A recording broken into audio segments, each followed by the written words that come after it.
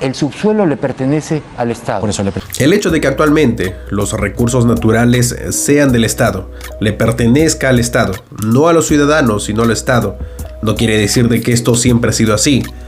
La propiedad privada como institución social es antiquísima y ha recibido reconocimiento y protección antes que el Estado de otras instituciones más confiables, más garantistas, más efectivas, como la familia y la religión. En poblaciones antiguas, en Grecia e Italia, por ejemplo, ya existía pleno reconocimiento y protección de la propiedad privada, pero no fueron las leyes estatales las que garantizaron en un inicio el derecho de propiedad, fue la religión y la familia. Ahora, en cuanto a propiedad privada de los recursos naturales, en el Perú sí existe un antecedente histórico de reconocimiento expreso y legal de un recurso natural, como es el recurso hídrico, el agua. En 1901 se encontraba vigente el Código de Aguas, a través del cual el Estado reconocía expresamente la propiedad privada del agua, por ejemplo, del agua subterránea, lo que no sucede actualmente, ya que según la Constitución del 93, todos los recursos naturales son patrimonio de la nación y por ende le pertenece al Estado, lo que no sucedía con el Código de Aguas de 1901. Ahora, cuando uno escucha que le preguntan a un empresario minero como Roque Benavides sobre la posibilidad de la propiedad privada sobre los recursos naturales en el Perú, sugieren que el subsuelo debería ser de los privados. ¿Cómo le cae esa idea? Uno tranquilamente puede suponer que su respuesta va a ser a favor, porque se trata precisamente de un empresario minero con experiencia y sabe perfectamente que la gran mayoría de conflictos sociales en el Perú se debe precisamente a que el Estado es el propietario de los recursos naturales. Sugieren que el subsuelo debería ser de los privados. Pero parece que en el caso de Roque Benavides no es así.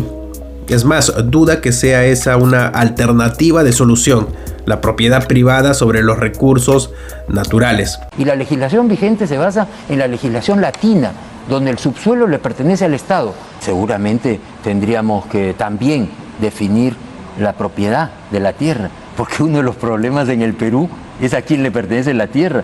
Es más, trata con cierto desdén a aquellas personas que fomentan precisamente esta teoría de propiedad privada sobre los recursos naturales. Existe desde hace buen tiempo y gente, por ejemplo, como Gersi, sugieren que el subsuelo debería ser de los privados. Construir un país de propietarios como una alternativa a la pobreza, como una alternativa al subdesarrollo. Esas son las ideas pues, de Hernando de Soto, ¿no?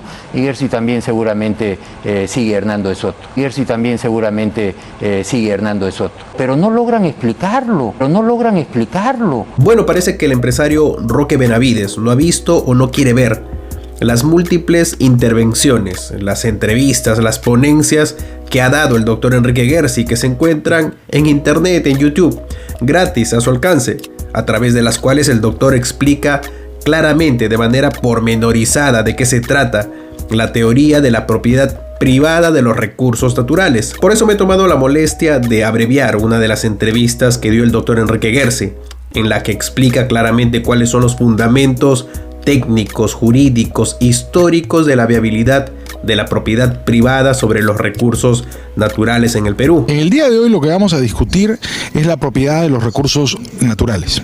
Y hay fundamentalmente dos posiciones, ¿no? Por un lado están los países en los cuales los recursos naturales son de propiedad privada, es decir, son de propiedad del dueño del suelo, que es dueño también de las riquezas naturales contenidas debajo de él, y los países en los cuales la propiedad es pública, es estatal, y el dueño del subsuelo, el dueño de los recursos naturales, es el Estado, quien lo da en concesión a terceros diferentes, distintos de los propietarios superficiarios. Entonces, la discusión, que parece una discusión técnica, jurídica, en realidad es una discusión política, ¿no? Porque yo voy a sostener la tesis de que esta organización que divide la propiedad del subsuelo, entregándosela al Estado y la separa de la propiedad superficiaria, es el origen de la violencia violencia. La violencia, por ejemplo, que afecta a la minería, a la actividad del gas en el Perú, es consecuencia de una inadecuada definición de la estructura de la propiedad, en la cual se ha privado a los propietarios superficiarios de tener la propiedad de los recursos naturales contenidos debajo de sus propiedades. Y que esto provoca el enfrentamiento innecesario entre la actividad minera, la actividad petrolera, la actividad gasífera y, por ejemplo, los habitantes de las comunidades o de las zonas en las cuales estas explotaciones se llevan a cabo. La idea no es afectar las concesiones, sino transferir la titularidad del recurso, respetando las concesiones existentes, para que a partir de ahora en adelante sean las comunidades, los propietarios superficiarios, los titulares de las riquezas naturales y negocien sus contratos con las empresas mineras y petroleras libremente. El Estado ganará, por supuesto, con el cobro de los impuestos que correspondan, y los propietarios ganarán cobrando ellos el canon directamente. Esto va a hacer que la gente más pobre del Perú, que son las comunidades altoandinas, se conviertan automáticamente en la gente más rica del Perú. Enhorabuena. El canon, en lugar de ser una regalía a pagarse al gobierno, sería una regalía a pagarse al propietario, en este caso al propietario superficiario, o que podría ser una comunidad indígena o una persona. En Las Bambas viven alrededor de 50 familias. Esta gente es muy pobre, podría ser inmensamente rica, simplemente con el hecho de que el Estado les reconociera a ellos la propiedad del subsuelo, porque con los paliativos que existen actualmente, tratando de redefinir la estructura de las concesiones, o tratando de, a través de la caridad privada, filantrópica o estatal a través de las obras públicas, satisfacer las demandas de los pueblos altoandinos, no tiene una solución. Siempre vamos a estar en un círculo vicioso de enfrentamiento violento, politización y finalmente dádivas que son insatisfactorias. Esto hay que solucionarlo de raíz con un acto de redistribución, es decir, asignando la propiedad del subsuelo a quienes deberían ser sus propietarios naturalmente, es decir, a los propietarios del suelo. No, el conflicto siempre va a existir en la vida humana. El hecho de que haya poder judicial, de que haya un mercado, de que haya negociaciones, es una revelación de que los conflictos siempre existirán. De lo que se trata es de reducir los índices de violencia, ¿no es cierto? Y el punto central es preguntarse con qué sistema va a haber más violencia. No conflicto habrá, pero por supuesto la cosa es que el conflicto no sea violento. ¿Con qué sistema habrá menos violencia? ¿Con el sistema que tenemos actualmente o con un sistema como el sistema anglosajón, donde el propietario del suelo es propietario del subsuelo? ¿Cuál es la diferencia entre descubrir oro en el Perú y descubrir oro en California? Y la respuesta es que si descubres oro en el Perú, eres pobre.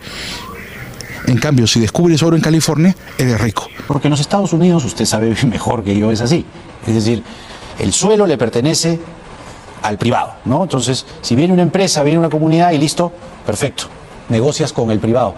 ¿No sería menos problemático? En California eres dueño del subsuelo, por lo tanto te haces rico.